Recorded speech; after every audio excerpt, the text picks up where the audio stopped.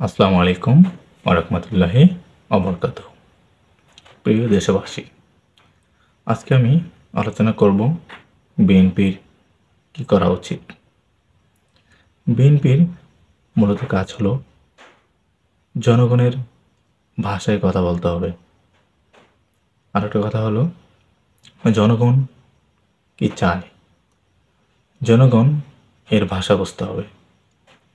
যখন একটি রাজনৈতিক দল জনগণের ভাষা বুঝে এবং জনগণের আকাঙ্ক্ষা পূরণ করতে চায়, সেটাকেই রাজনৈতিক দল বলে এবং জনগণ তাদের চিন্তা চেতনা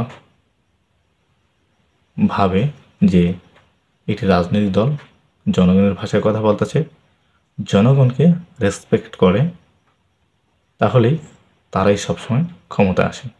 আরেকটা বিষয়ে আমি কথা বলব, বিএনপিকে অবশ্যই সৎ রাজনীতিবিদ তৈরি করতে হবে এবং খুঁজে খুঁজে বের করতে হবে কোন ব্যক্তিগুলো সৎ।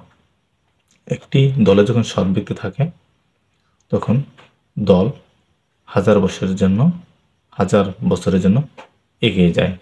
এগুলো আমার সঙ্গে আলোচনা শেষ করছি। আসসালামু আলাইকুম ওয়া রাহমাতুল্লাহি ওয়া বারাকাতুহু।